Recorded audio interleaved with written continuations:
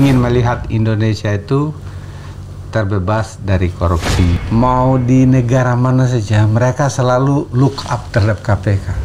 Kalian itu betul-betul kerja sangat independen. Saya pikir itu adalah masa-masa yang paling kelabu ketika saya di KPK. Keasian aku. Nah, tidak sehitam ketika anak-anak itu meninggal. Menangkap Menteri Sosial, saya tidak kaget. Pemerintah itu nggak boleh juga itu kemitraan dianggap musuh. Koruptor itu jahanam.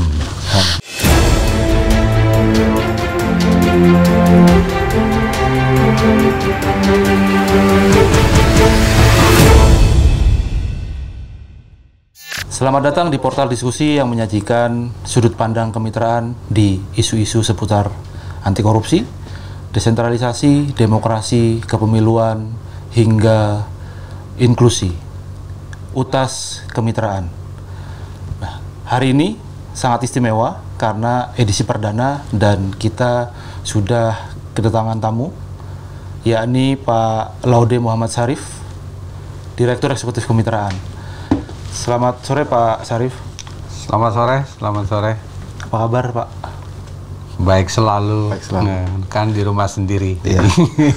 Kalau kita melihat Indonesia mengenal Bapak sebagai pimpinan KPK periode 2015-2019. Tapi catatan juga menyebut sebelum di KPK, Bapak malah melintang di dunia aktivis. Ya. 5 tahun terakhir sebelum di KPK, Bapak di kemitraan. Ya. Kemudian juga tercatat sebagai dosen Fakultas Hukum Universitas Hasanuddin. Nah, bagaimana rasanya Pak kembali ke rumah setelah tidak di KPK? Ya, pasti lebih nyaman dibanding di KPK, karena di KPK kerjanya itu sering deg-degan. Kembali ke kemitraan, ke rumah lama dan kembali mengajar lebih beda situasinya. Lebih beda situasinya. Oke, kalau kita bicara tadi deg-degan Pak, berarti ada penyesalan atau seperti apa? Oh tidak. Itu bagian dari pekerjaan, bahwa kalau kerja di KPK itu teman saya bilang, orang Australia, working in the KPK is never dull. Jadi kerja di KPK itu tidak pernah tumpul. Jadi saat naik gitu. Seperti itu. Jadi beatnya selalu jadi biasanya itu kalau misalnya dalam waktu seminggu kayak datar-datar saja, ya. Tunggu saja, pasti akan ada lagi gelombang yang berikutnya datang. Iya. Nah, kalau boleh tahu Pak, sebenarnya motivasi awal Bapak kemudian mau seperti tadi, terus jantungnya dipacu terus menjadi bagian dari KPK. Kan sudah, ibaratnya sudah nyaman di kemitraan, sudah menjadi begawan di dosen di Universitas Hasanuddin, tapi kemudian mau menjadi KPK. Karena beberapa hal itu saya pikir itu kewajiban dari kemitraan juga. Karena kemitraan membantu untuk mendirikan KPK. Bahkan komisioner pertama di KPK itu diseleksi dengan bantuan kemitraan. Bahkan senior advisor kemitraan sebelumnya ada 2 orang menjadi komisioner KPK, Pak Mas Ahmad Santosa dan Pak Bambang Wijoyanto. Sehingga itu panggilan jiwa yang harus dilaksanakan ketika banyak yang saya ajak, mereka pikir-pikir, jadi terpaksa waktu itu dipaksa melamar sendiri. Ya. Nah, kalau kita bicara motivasi tadi, sebuah kewajiban, sebuah panggilan begitu ya. Sebenarnya misi utama Pak Syarif masuk ke KPK itu sebenarnya apa sih? Ya, satu, untuk itu jelas untuk mencegah dan memberantas korupsi. Ingin melihat Indonesia itu terbebas dari korupsi. Itu misi umumnya. Misi khususnya juga ada. Saya melihat waktu itu di KPK itu masih banyak juga yang perlu dikembangkan. Misalnya selama di KPK, makanya saya tuh fokus untuk korupsi sumber daya alam. Karena memang itu passion saya dari dulu. Yang kedua, karena mungkin latar belakang saya juga dosen, kami berupaya membuat Anti-Corruption Learning Center. Yang di gedung yang lama itu sampai sekarang alhamdulillah itu menjadi pusat pembelajaran anti korupsi. Yang ketiga, dulu itu kan tidak pernah ada tersangka korporasi di KPK. Jadi setelah saya masuk, saya betul-betul fokus di 3 bidang itu, dan alhamdulillah sampai dengan kami keluar sudah ada beberapa korporasi yang ditetapkan sebagai tersangka. Oh, itu mungkin jadi salah satu latar belakang kenapa di eranya Pak Syarif dan komisioner yang lain, catatan menyebut kalau OTT paling banyak di eranya Pak Syarif tahun 2018 selama sejarah KPK berdiri. Ya, itu juga yang sering membuat deg-degan kalau anak-anak di lapangan, berarti saya harus tidak tidur juga kalau mereka lagi di lapangan, karena kan ya, tapi tidak usah saya sebut. Iya, tetapi begitulah. Kadang harus menunggu, memastikan semuanya. Ya, menunggu di telepon, menunggu di apa, ada yang harus ditandatangan. Iya. Kadang tengah malam ke kantor juga pernah beberapa kali. Jadi sekelas Pak Syarif tuh udah biasa menunggu, Pak ya? Ya, termasuk pergi menjemput staf yang ditahan, misalnya tengah malam oleh orang-orang tertentu. Iya. Nah, artinya selama 4 tahun banyak sekali dinamika yang dialami Pak Syarif di KPK ya. Kalau kita bicara pengalaman nih Pak, yang paling berkesan menurut Pak Syarif selama di selama di KPK? Ketika kalau saya bertemu dengan lembaga-lembaga anti korupsi yang lain di dunia, karena saya sering wakili KPK beberapa bertemu, mereka itu mau di negara mana saja, mereka selalu look up terhadap KPK. Kalian itu betul-betul kerja sangat independen. Termasuk negara-negara Eropa, Amerika. Jadi ketika waktu saya di Amerika mengurus satu kasus ya, terus dia bilang, ini memangnya siapa? Saya bilang, the Speaker of the House of Representative. Lalu saya bilang, what? Saya bilang, iya, ini Ketua DPR Republik Indonesia. Itu mereka agak susah untuk memahaminya. Tapi saya bilang, korup. Oh, jadi tolong bantu ini karena seperti itu. Jadi saya merasakan bahwa saya terus terang merasa kayak bangga bahwa lembaga institusi KPK itu di dalam negeri kurang ya dianggap biasa-biasa saja, tetapi di luar negeri sangat dihormati. Termasuk misalnya Perancis membuat KPK juga itu melihat contoh di KPK. Burkina Faso membuat lembaga anti korupsi, mereka juga contoh KPK. Banyak negara yang datang untuk melihat, belajar. Ya, jadi itu seharusnya itu KPK itu menjadi kebanggaan negeri itu. Itu yang membuat saya bahagia. Berkesan. Gitu Berkesan. Ya. Berarti kalau dulu kan awal-awal KPK kita selalu mengacu bahwa contoh KPK di Singapura, contoh KPK di lain sebagainya. Mungkin sekarang dunia sudah berubah. Artinya KPK di Indonesia juga jadi referensi bagi negara-negara lain untuk membuat. Iya. Bahkan sebenarnya kita belajar dari Singapura, kita belajar dari Malaysia, Indonesia belajar dari Hong Kong. Itu yang paling kita ambil benar itu ICAC Hong Kong, dan dari South Korea. Seperti itu kita belajar banyak dari mereka. Tetapi level independensinya itu KPK itu jauh lebih independen dibanding CPIB Singapura. CPIB Singapura itu bertanggung jawab kepada presiden dulu. Kepada Prime Minister ya. Prime Minister. Prime Minister. Hampir semuanya seperti itu. KPK itu betul-betul ya jadi contoh lah karena sangat independen dan alhamdulillah dianggap profesional. Walaupun kalau menurut saya masih banyak hal yang harus diperbaiki, tapi oleh pihak lain itu dihargai. Nah Pak, bicara soal independensi, kan kita tahu di akhir kepemimpinan Bapak dan tim komisioner, kemudian ada revisi Undang-Undang KPK yang bagi sebagian pihak dianggap, sebagian banyak pihak menganggap bahwa ini melemahkan, sebagian yang lain tidak. Lah menurut Bapak sendiri, apa perubahan yang paling mendasar dari revisi Undang-Undang KPK ini? Ya, itulah sebenarnya salah satu yang saya pikir itu adalah masa-masa yang paling kelabu ketika saya di KPK. Proses revisi Undang-Undang KPK yang tidak diketahui oleh komisionernya. Jadi Pak Agus, saya, Saud, Basaria, dan Pak Alex itu nggak mengetahui draftnya dari sampai diketok kami tidak diberitahu. Dan tidak pernah dilibatkan dalam prosesnya? Ya, tidak pernah dilibatkan di dalam proses.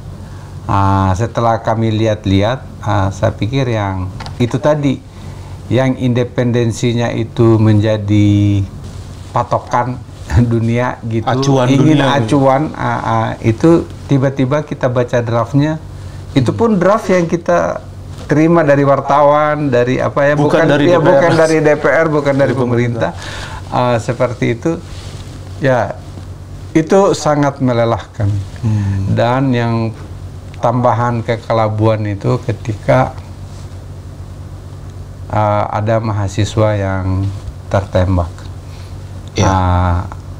Randi dan Yusuf. Itu terus terang saya tidak tidur semalam. Saya tidak tidur sampai pagi. Bahkan akhirnya saya menulis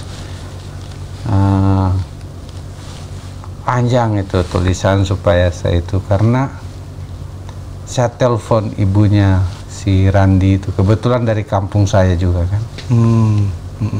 Jadi ibunya itu dia bilang begini, dalam bahasa kami ya, keasian aku.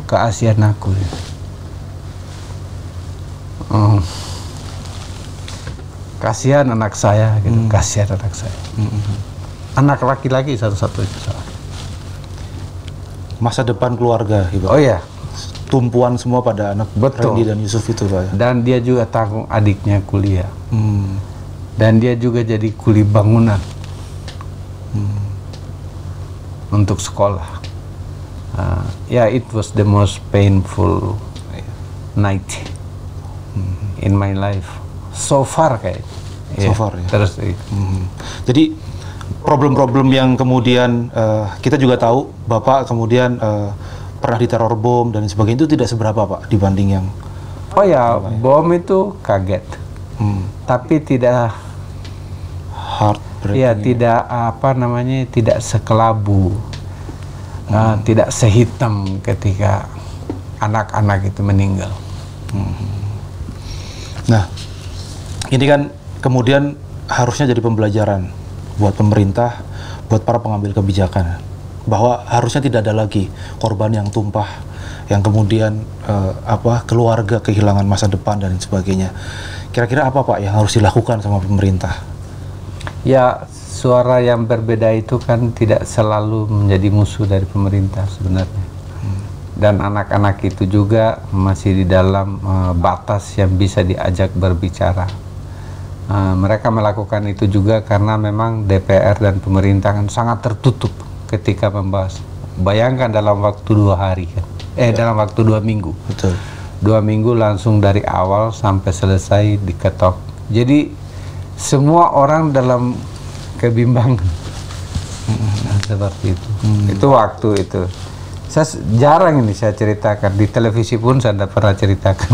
Ini barusan saya ngomong.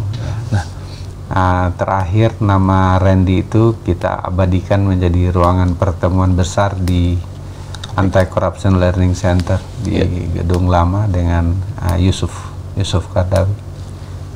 Dan kami undang orang tuanya datang ke KPK. Waktu peresmian, Pak? Ya, waktu itu. Baik. Nah, itu kelabu yang pertama. Kemudian baru-baru ini juga Indonesia dirundung kelabu selanjutnya.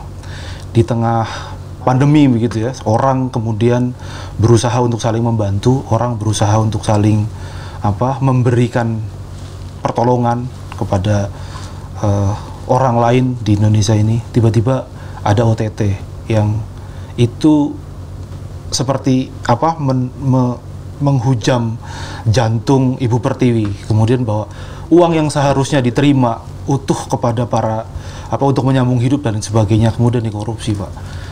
Menurut Bapak, apa ini fenomena yang kemudian?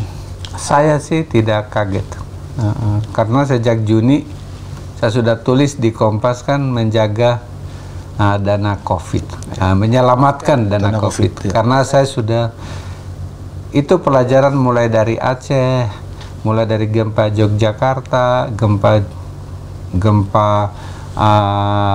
gempa Jawa Barat, tsunami Jawa Barat, gempa yang besar di Mataram, di Palu,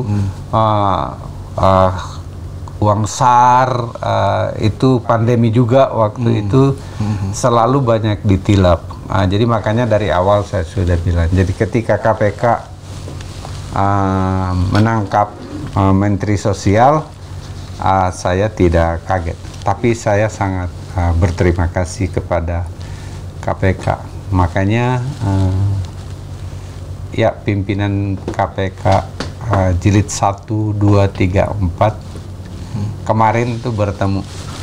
Kami diundang ke KPK untuk ngobrol bagaimana untuk strategi pemberantasan korupsi ke depan itu, dan sekurang-kurangnya memberikan semangat bahwa KPK harus tetap menjadi independent body. Kalaupun undang-undangnya itu dikatakan bagian dari aparat sipil negara, tetapi sikapnya dia harus tetap independen. Ya, sikap yang independen. Itu yang kita harapkan. Ya, apakah soal independen tadi yang Bapak tadi sempat sebut yang menjadikan kemudian survei persepsi publik terhadap KPK ini kemudian menurun, Pak? Kalau kita lihat catatannya sejak ada KPK itu selalu dia menjadi lembaga yang paling dipercaya oleh publik. Persepsinya sangat tinggi. Tapi kemudian terutama tahun 2019 akhir ya turun, Pak. Apakah soal itu terus terang saya kaget dari 2019 terus ke 2020 turunnya itu bukan kecil, 40% lebih. Jadi itu terus terang ya, kemitraan sebagai lembaga yang ikut cawe-cawe mendirikan itu seperti, saya kan direktur kemitraan sekarang, seperti nggak rela juga. Oleh karena itu kita selalu berharap bahwa dia bisa bounce back. Dan mudah-mudahan kerjanya akan menjadi lebih baik ke depan. Nah, tadi bicara soal kemitraan. Sekarang kan Bapak menjadi nahkoda di kemitraan yang tadi sejarahnya terlibat dalam proses seleksi KPK dan sebagainya. Lah, walaupun dengan perahu yang lebih kecil dibandingkan KPK, tapi Bapak sekarang memimpin kemitraan. Kira-kira ke depan apa yang akan dilakukan kemitraan, utamanya terkait dengan isu gerakan anti korupsi ini, Pak? Ya, kita sekarang akan terus melakukan itu. Ada beberapa proyek yang sedang kita buat dan sedang berjalan sebagian. Salah satunya adalah kemarin kita ikut terlibat dalam Anti-Corruption Summit, itu kemitraan kita terlibat. Yang kedua, sekarang ada proyek anti korupsi ke depan untuk menyelamatkan dana COVID. Itu juga akan bekerja sama dengan KPK, Kementerian Keuangan, dan LKPP. Itu juga akan kita laksanakan. Intinya kemitraan itu kan dari dulu membantu dari dalam dan berteriak dari luar. Kalau selama KPK membutuhkan bantuan, kita akan, bukan cuma KPK, semua lembaga pemerintah yang membutuhkan kita akan buat membantu dari dalam. Tapi pada saat yang sama, apabila yang dilakukan itu kita anggap tidak sesuai dengan cita-cita negeri tercinta ini, maka kita pun juga harus wajib untuk menyampaikan opini kita bahwa kita tidak setuju dengan sikap seperti itu. Dan oleh karena itu kita juga berharap kepada pemerintah, kalau sekali dua kali kemitraan tidak sejalan dengan pemerintah, itu nggak boleh juga itu kemitraan dianggap musuh, tapi itu adalah sebagai dialektika berdemokrasi, dan saya pikir ya kita diskusikan saja agar kita mendapatkan kohesi yang lebih baik. Saya pikir itu. Karena sebenarnya dari dulu juga Indonesia terdiri dari perbedaan tuh Pak. Artinya beda itu sebenarnya biasa kan harusnya. Biasa. Nah, kita bicara soal korupsi Pak. Tadi kan banyak sekali hambatan dan sebagainya, ancaman, bahkan nyawa dan sebagainya. Di sisi yang lain ini penjahat korupsi kan pada berkolaborasi dari unsur oknum pemerintah, oknum dunia usaha dan sebagainya. Nah, kira-kira apa yang bisa dilakukan dari sisi sebagai gerakan anti korupsi? Pemerintah, dunia usaha, agamawan, dan NGO, Pak. Ya, itu sebenarnya itu cita-cita kemitraan dari dulu begitu kan. Bahkan sebenarnya kita dari awal kayaknya yang pertama membuat khutbah anti korupsi yang ditulis oleh Muhammadiyah dan NU, yaitu fikih anti korupsi. Adalah ini bukunya di belakang sini. Yang kedua, waktu itu memang cita-citanya dunia usaha, masyarakat sipil, pemerintah itu adalah membuat gerakan bersama untuk kebajikan negeri gitu kan. Karena waktu itu kan kemitraan lahir setelah jatuhnya Orde Baru. Pada waktu itulah kita berupaya membantu pendirian komisi pemilihan umum, KPU, ombudsman, termasuk membuat blueprint Mahkamah Agung, itu pun dibuat di kemitraan. Seperti itu. Jadi orang-orang di belakangnya banyak, Pak Marzuki Darusman, Pak Mas Ahmad Santosa, Bambang Wijoyanto, almarhum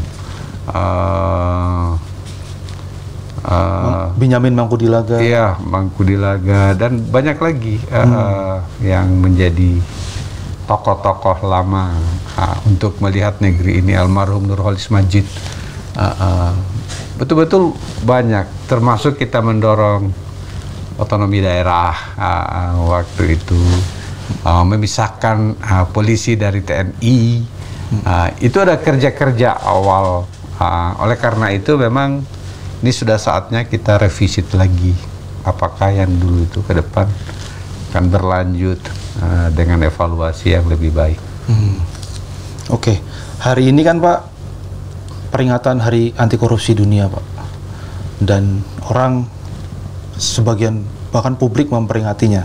Kira-kira apa momentum yang bisa dipetik atau dijadikan langkah utama untuk kemudian menuju gerakan anti korupsi yang kuat lagi Pak seperti awal dulu? Ya, saya pikir kita harus merayakan Hari Anti Korupsi itu berbeda dengan kita merayakan Natal dengan Hari Raya Idul Fitri. Karena seharusnya anti korupsi itu kita rayakan dengan keprihatinan, dan pada saat yang sama kita berupaya keras agar korupsi tidak ada di negeri ini. Sayangnya pada tahun ini Corruption Barometer itu kan baru mengeluarkan minggu ini itu hasilnya. Salah satunya 90% lebih dari masyarakat Indonesia menganggap bahwa pemerintah itu belum cukup untuk mencegah dan memberantas korupsi. Mereka sangat concern, bahwa itu concern pertama, investasi. Bukan kurangnya jalan dan kurangnya listrik yang menjadi concern mereka, tetapi adalah salah satunya masih banyaknya facilitation payment, masih banyaknya isu-isu korupsi, tidak tegaknya hukum sehingga tidak bisa diprediksi oleh dunia usaha. Dan salah satunya lagi adalah korupsi di sektor penegakan hukum itu sendiri. Nah, ini sedih ini. Nah, dan ini sebenarnya sudah dikerjakan kemitraan lama dan sampai hari ini kita belum sukses. Nah, tapi kan kemitraan ini hanya bagian kecil dari skrup atau baut negeri ini kan. Oleh karena itu untuk bisa sukses maka kita butuh kepemimpinan nasional yang benar-benar memperbaiki aparat penegak hukum. Yang kedua adalah keterlibatan dunia usaha untuk selalu mengubah diri menjadi pengusaha-pengusaha yang profesional dan tidak mau membayar suap. Dan pada saat yang sama civil society juga harus membangun sampai di akar rumput itu agar tercipta kesadaran anti korupsi yang betul-betul baik. Itu cita-cita dan itu adalah perjuangan, dan semoga saja peringatan Hari Anti Korupsi sekarang itu akan merefresh dan akan memberikan lagi girah baru untuk mencegah dan memberantas korupsi di masa depan. Iya. Nah, Pak, tadi kalau kita lihat tantangan menghampar di depan dan sebagainya.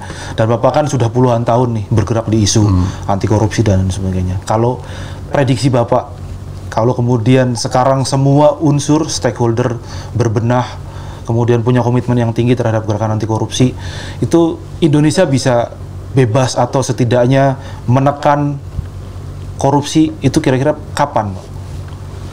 Saya itu tidak muluk-muluk untuk mensejajarkan Indonesia dengan Denmark, dengan Finland, dengan New Zealand, dengan Swedia atau dengan Singapura. Tetapi saya selalu ingin bahwa Indonesia itu harus lebih baik dari Malaysia. Harusnya. Tetapi kan corruption perception index kita masih 40. Saya berharap kalau pemerintah, dunia usaha, masyarakat, saya berharap nantinya itu 5 tahun ke depan itu kita itu sudah di atas 50 lah. Bukannya kita ingin mengalahkan Malaysia, tapi kita ingin mau sejajar Malaysia atau bahkan lebih baik atau lebih bagus lagi. ASEAN semua bisa Sama-sama melewati 60. Jangan Singapura sendiri 80-an, kita ini sisanya 40 tercecer ke belakang gitu, merangkak. Ya, setiap tahun kita naik 1 digit atau kadang stagnan. Dan saya takutnya tahun 2020 ini agak susah untuk naik. Betul. Nah, pertanyaan terakhir, Pak. Tadi Pak Sarif sudah menjelaskan banyak hal soal koruptor, konsekuensinya, dan kisah muram di belakangnya. Kalau Bapak boleh menyebut satu kata untuk koruptor, itu apa, Pak? Satu kata. Koruptor itu jahanam. Jahanam. Ya. Koruptor itu jahanam. Karena tidak hanya individu, tidak hanya kelompok, tapi satu negara bisa hancur karena praktik busuk koruptor. Demikian, kita sudah berdiskusi dengan Pak Sarif. Terima kasih banyak Pak Sarif sudah berkenan berdiskusi. Sampai ketemu di utas kemitraan selanjutnya dan sampai jumpa. Jangan lupa jaga kesehatan. Terima kasih. Terima kasih.